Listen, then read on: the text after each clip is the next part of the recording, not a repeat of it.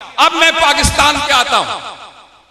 मैं आपको हजरात तारीखी हवाले और मेरी बहनों इसलिए देना चाहता हूं कि यह कोई जज्बाती मसला नहीं है पाकिस्तान के मुसलमानों का, यह तयशुदा बात है। और इसको तय किस तरह से किया गया? 1974 के अंदर पाकिस्तान की पार्लियामेंट का इजलास हुआ। क्या कोई यकतरफा फैसला किया गया? नहीं। मैं पार्लिमानी अमूर का भी वजीर रहा हूं, मैं कानून का भी वजीर रहा हूं, पूरे वसूख के साथ, पूरी तसल्ली के साथ, पूरे एतबार के साथ, पूरे एतमाद के साथ, पूरे एतकाद के साथ और पूरे ईकान के साथ और पूरे ईमान के साथ आपको बताऊंगा, पूरे ईमान के साथ कि पूरी कौमी असेंबली बैठी, सारी दुनिया के लोग आए और कादियान के घराने के लोग भी आए। उन्होंने आके जिस बात पे तय हुआ कि कादियानी एक अलहदा उम्मत है, वो पाकिस्तान की कौमी असेंबली ने नहीं की, वहां उस वक्त के किसी मेरे जैसे मेंबर या मिनिस्टर ने नहीं की। उनसे पूछा गया, अटॉर्नी जनरल ऑफ पाकिस्तान जरा कर रहे थे और उन्होंने पूछा गुलाम अहमद कादियानी साहब के घर वालों से, कहा कि आपने जर्मनी का जो आपका अमीर है उसको ओहदे से हटाया? उन्होंने कहा हां हटाया। यह मैं रिकॉर्ड की बात कर रहा हूं और कोई इसकी तरदीद नहीं कर सकता। रिकॉर्ड मैंने देखा है, यह अभी तक पब्लिक नहीं किया गया।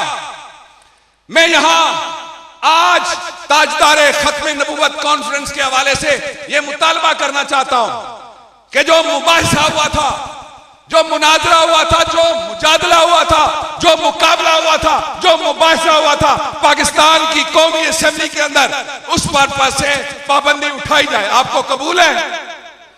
उसको आम किया जाए, दुनिया उसको पढ़े, लोग उसको पढ़े।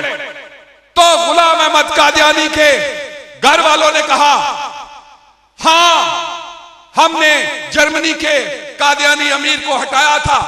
पूछा गया वजह क्या थी?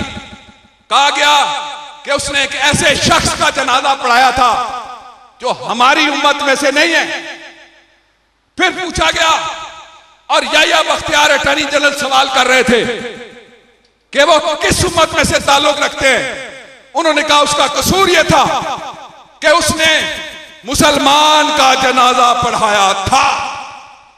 फिर उनसे सवाल किया गया कि क्या आपकी उम्मत में मोहम्मद अरबी सल्लल्लाहु अलैहि वसल्लम के किसी खाकसार, किसी खाकबाज, किसी खादिम, किसी मुकल्लिद, किसी मुस्लिम और आपके किसी उम्मती की नमाज जनाजा पढ़ाना जायज है? उन्होंने कहा नहीं है। आखिरी सवाल किया गया, तो फिर आप अपने आप को क्या समझते हैं जब आप मुसलमान का जनाजा पढ़ाना जायज नहीं समझते? तो गुलाम अहमद कादियानी के घर वालों ने कहा हम उसको अपनी उम्मत के अलहदा कुछ भी समझेंगे, हम उसको अपनी उम्मत नहीं समझते। मैं दुनिया के हुक्मरानों को कहना चाहता हूं, मैं दुनिया के दानिश्वरों को कहना चाहता हूं, मैं दुनिया के मीडिया को कहना चाहता हूं, मैं दुनिया के नुक्तादानों को कहना चाहता हूं, मैं सारे मज़ाहिब के दोस्तों को कहना चाहता हूं कि वो पाकिस्तान की कौमी असेंबली के इस फैसले का एहतराम करें। और जब मैं वजीर कानून था, आपके इल्म में है, नामूसे रसालत के कानून की बात आई थी, तो मैंने मदीने के एक अदना गुलाम की हैसियत से कहा था कि कोई मेरी लाश पर से गुजर के इस कानून को तब्दील कर सकता है। यह बात एक आदमी की बात नहीं है, ये पूरी उम्मत मुस्लिमा की बात है। मैं आपको 3 और हवाले देना चाहता हूं, इल्मी और अकली और असरी हवाले।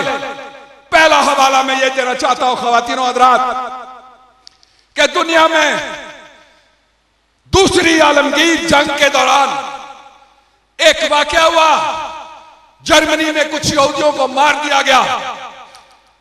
आज इस दौर में जब बर्मा में मुसलमानों के, अराकान के मुसलमानों के, अंगबार के मुसलमानों के कत्लेआम के ऊपर अक़वाम मुत्तहिदा समेत सारे सो रहे हैं, मैं पूरे दुखे दिल के साथ ये बात कहना चाहता हूं, लेकिन डंके की चोट पे बात कहना चाहता हूं कि आज मुझे कोई बताए, क्या इस एक कानून के अलावा जो मैं बताता हूं आपको, दुनिया में ऐसा कोई कानून है? जवाब नफी में होगा। यहूदियों को मारने के लिए अडल्फ हिटलर की फौज ने जो किया, उसके तहफ्फुज के लिए वो कोई नजरिया नहीं है, उसमें किसी नबूवत का मसला नहीं है, उसमें किसी इलामी किताब का भी मसला नहीं है, उसमें सिर्फ यहूदियों के सियासी नजरिए का मसला है।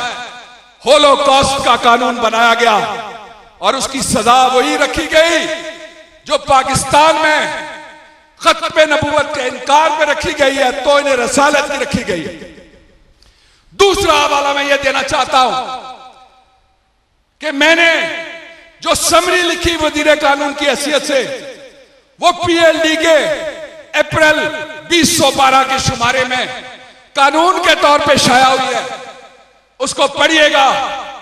आज इस्राइल समेत दुनिया का कोई मुल्क ऐसा नहीं है जिसमें तौहीने रसालत का कानून मौजूद ना हो।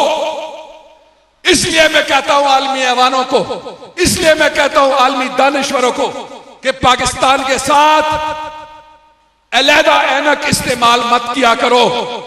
एक ही ऐनक से सारी दुनिया के अंदर इन मसाइल को देखो।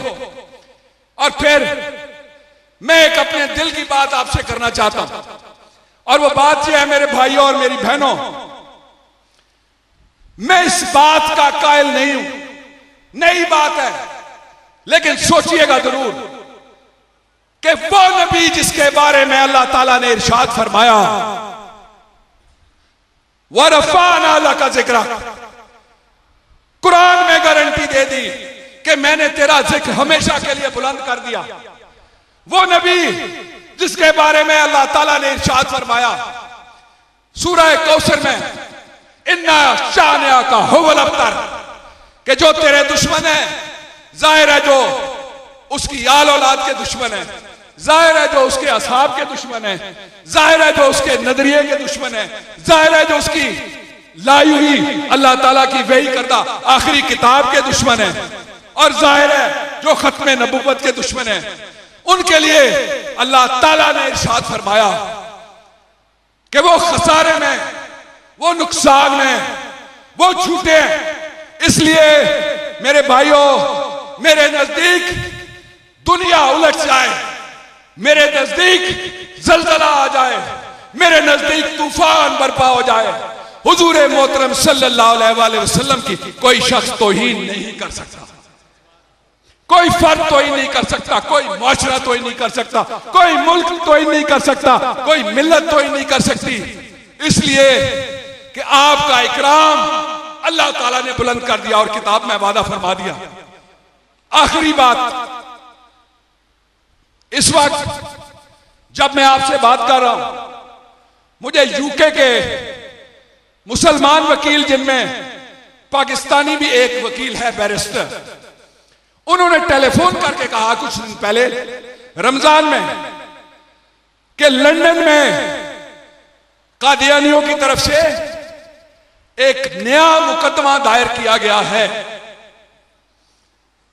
और उन्होंने पूछा कि उसको लड़ने के लिए जो पेशा वाराना मामलात थे उस पर मुझे बात की।